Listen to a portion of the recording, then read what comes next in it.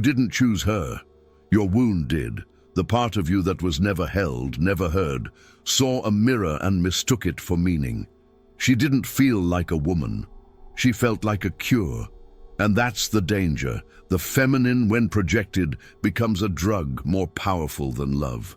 This isn't a story about her. It's about the wound inside you that wore her face, the echo of childhood chaos that disguised itself as chemistry, the guilt you called devotion, the self-betrayal you labeled as loyalty. Machiavelli wouldn't be surprised. He knew power isn't lost in battle. It's surrendered in silence. You didn't fall. You volunteered, offered your masculinity as a bargaining chip for validation, and called the collapse love.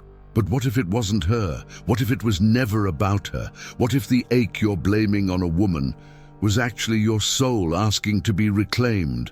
He thought he was falling in love, but he was only falling back into the chaos that once whispered safety in a mother's absence.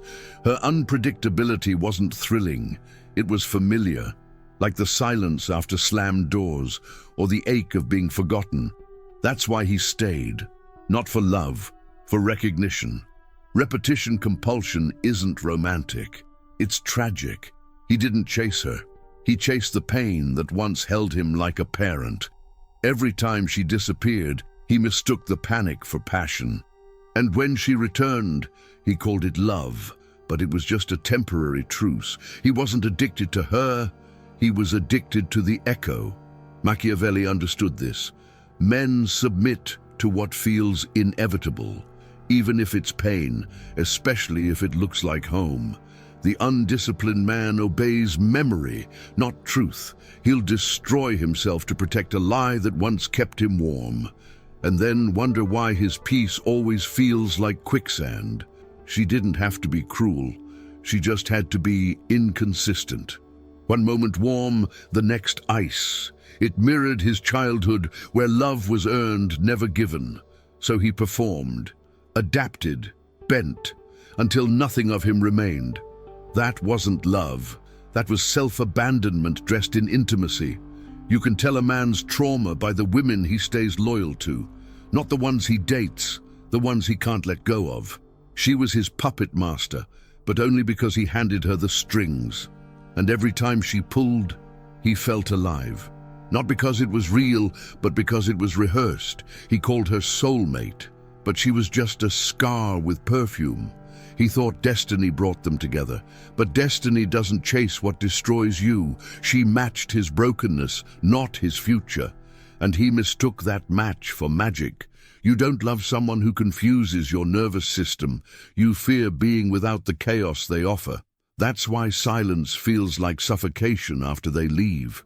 Not because they were home, but because they filled the void you never named. A void you've mistaken for a woman your entire life. The hardest part isn't letting her go. It's admitting you never loved her. You loved your trauma dressed in her skin. You called the pain romantic because it was yours, but if you keep worshipping the wound, you'll keep bleeding in circles. It's time to stop calling your trauma fate and start calling it memory. It wasn't her you lost. It was the mirror. The one that told you who you were when you didn't know. She was never your home. She was the wallpaper of your borrowed identity. And when she vanished, so did your reflection. That's why the silence didn't just echo. It screamed. You never learned how to exist without being needed. That was your curse, mistaking usefulness for worth. So when she stopped asking, you stopped knowing who you were. You weren't grieving her. You were grieving the mask you wore to feel alive. Because without her, you had to face the man you never met. Machiavelli warned, a man who only lives through others has already lost his throne. You gave her the crown, thinking she'd guard it. But no one protects a kingdom that isn't theirs. And when she walked away, you thought you died. But you were just stripped of the illusion that you mattered through her. She didn't complete you. She covered the hole. That ancient wound no one saw, the one that said, you're only lovable when you're useful. So you overgave, over-explained, overstayed. And when she left, it felt like betrayal. But it was exposure. Exposure of the truth. You didn't know how to stand without leaning. Dependency isn't connection, it's erosion. You disappear piece by piece until you're just reactions to someone else's moods, until your entire being revolves around not being left. And when you are, it feels like annihilation. But that emptiness, it was always there. She just distracted you from it. This is why her absence haunts you more than her presence ever did. Because now there's no one to perform for. No script, no applause. Just you and the silence you kept postponing. And inside that silence lives a question. Who am I when no one is watching? You told yourself the pain means she was special. But sometimes grief isn't love. It's withdrawal. You weren't grieving her. You were detoxing from the identity you built around her approval. You mistook codependency for romance because no one ever taught you the difference. The death you felt wasn't hers. It was your own. The death of the self you created to survive through her validation. But that death is sacred. It's the beginning. Because now, for the first time, you're forced to meet yourself. And maybe, finally, you won't look away. He thought devotion would save them. So he gave, bowed, bled, until his truth was unrecognizable. Not once did he ask if she deserved the altar. He just assumed that suffering meant sincerity. But worship is not love. It's a slow self-erasure. He confused sacrifice with strength. Believed that if he just loved harder, she'd finally soften. But the more he gave, the less he was seen. Because in trying to win her loyalty, he lost his spine. And Machiavelli would have said it plainly, she despised him for it. Desperation looks like devotion to the untrained eye, but women feel the difference, even if they can't name it. She didn't reject him because he failed her. She rejected him because his worship exposed her emptiness, and no woman respects a man who builds temples out of fear. You weren't punished for being kind, you were punished for being invisible beneath your kindness. She didn't crucify your truth, you did. Every time you silenced your needs to protect her comfort, you nailed yourself to a cross and called it connection. She asked for presence, you gave performance. She needed a man, you became a shadow. And when she left, you thought it was because you weren't enough. But the truth, you were never you in the first place. You gave her everything except something real to hold on to. A woman doesn't resent your devotion, she resents your surrender. Because deep down, even she knows, love without truth becomes manipulation, and what begins as admiration always rots into control when the giver forgets he's human, not a savior. Your love was a currency you printed in excess, thinking if you just gave more, she'd finally stay. But no one respects what costs nothing. You gave her all your yes and trained her to see your no as betrayal. That's not love. That's quiet annihilation. Stop calling it a crucifixion. You weren't murdered. You volunteered. You knelt where you should have stood, and she didn't ask you to. You just thought love required it. But real love doesn't demand a grave, only a mirror. He thought being strong meant being needed. So he fixed, provided, endured, until he became a tool. Not a man with edges, but an instrument of usefulness. Every compliment praised what he did, not who he was. And somewhere in that applause he vanished. Masculinity wasn't embodied, it was rehearsed. A routine of resilience, a ritual of repression. Jung said what isn't integrated becomes inflated, and that's exactly what happened. He didn't feel powerful. He looked powerful, until silence revealed the mask was hollow. She didn't want his truth. She wanted his silence. She admired the frame, not the soul inside it, because real presence would have challenged her chaos. And he, unknowingly, traded sovereignty for stability. He performed masculinity like a role and forgot he was allowed to feel. Being strong meant never bleeding, never asking, never falling. But masculinity isn't the absence of softness, it's the integration of it. And the moment he denied his own hunger, he began starving in a palace he built for her comfort. You don't need to prove what you've already abandoned. Yet he kept showing up like a knight, armor on, needs buried. The man who can't rest is the man who fears being irrelevant. And she never saw his exhaustion, only the results. Because when masculinity becomes performance, pain becomes invisible. She didn't steal his strength. She just clapped every time he killed another part of himself. The world called him dependable.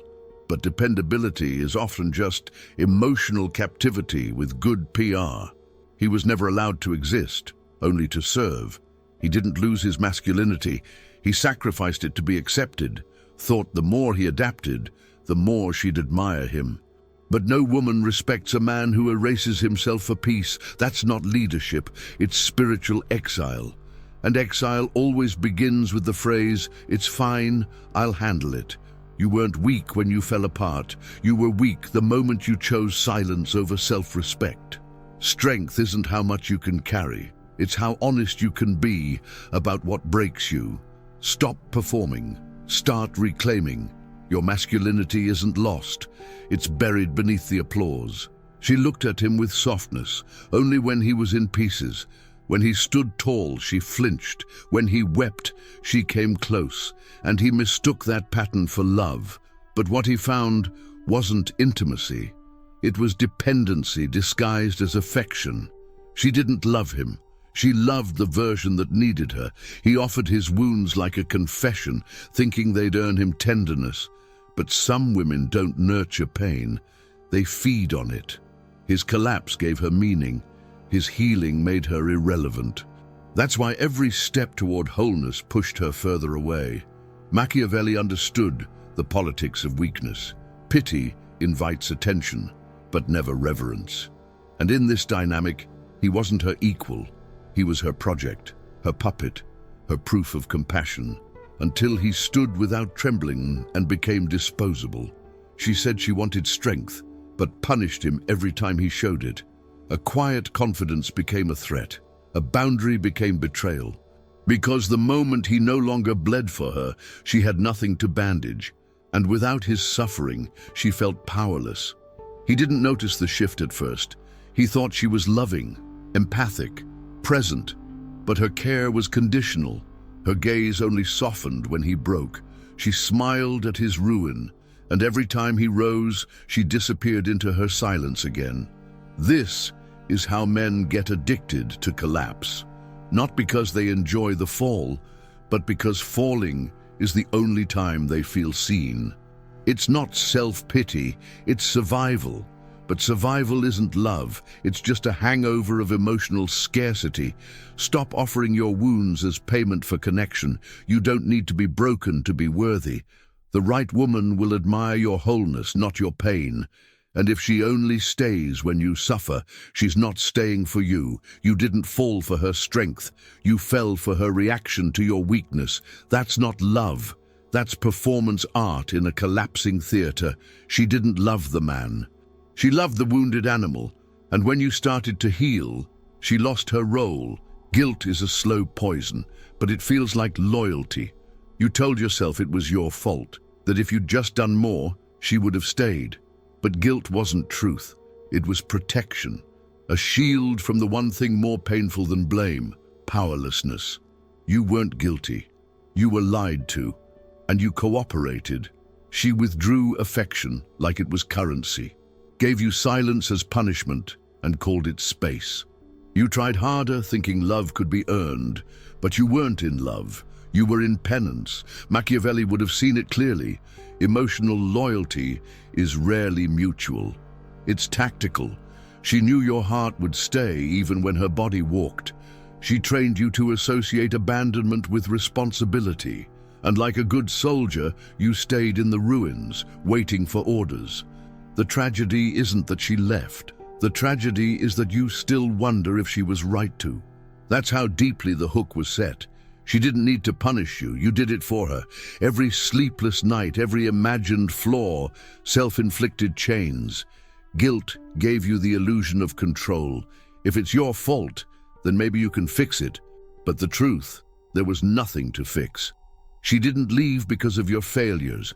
She left because she was never really with you. This is the hidden weight most men carry. Not heartbreak, but self-accusation. As if you committed a crime by not being perfect. But perfection isn't love. It's just exhaustion in a prettier mask. You're not guilty, you're grieving, and grief without acceptance becomes a loop. You punish yourself so you don't have to confront the void. But that void doesn't need punishment. It needs truth, the truth that her leaving was a choice, not your consequence. Stop asking what you could have done differently. Start asking why you feel responsible for someone else's coldness. Guilt is not a virtue, it's a prison. And every time you visit her memory with bowed head, you keep yourself buried in a grave she walked away from smiling. Did you enjoy the content and it made a difference for you? Click on Super Thanks and support our work. He called it love, but it was really fear in devotion's clothing. He stayed, overgave, forgave, even when his soul whispered leave.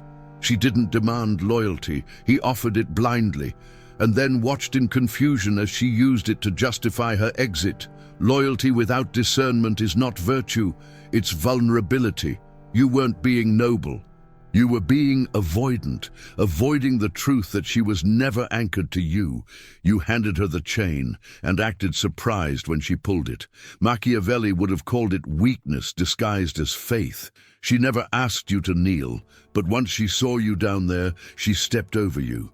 Because loyalty without boundaries becomes permission, and what you gave freely, she learned to devalue. That's not betrayal, that's consequence. You weren't committed. You were captive to your own idea of what a good man should endure, and so you tolerated neglect, indifference, manipulation, told yourself, that's what love does. But real love doesn't require your disappearance.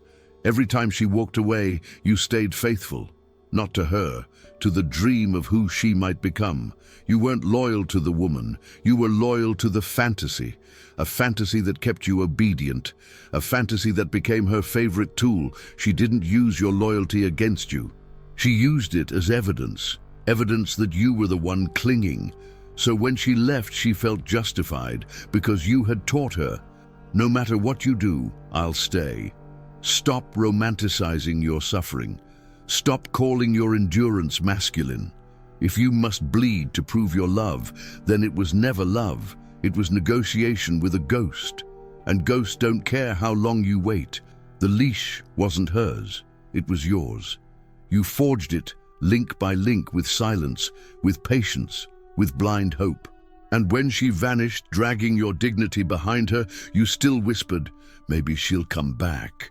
But a man who reclaims himself never begs the door to reopen. You thought you were drawn to her beauty, but it wasn't her you wanted. It was the version of you she reflected. Every glance felt sacred because it echoed the self you couldn't touch. She wasn't a person. She was your hope for redemption with lipstick. And that hope was just shame, dressed like desire. Shame doesn't whisper.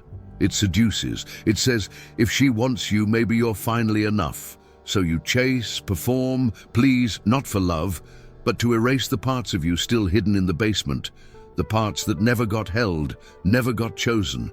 Jung warned us, what we disown gets projected, and what you chased wasn't her magic, it was the echo of your forgotten worth, bouncing off her smile. She didn't complete you, she just made your shame temporarily quiet. But silence isn't healing, it's anesthesia. You weren't attracted to her. You were attracted to who you hoped to become in her presence.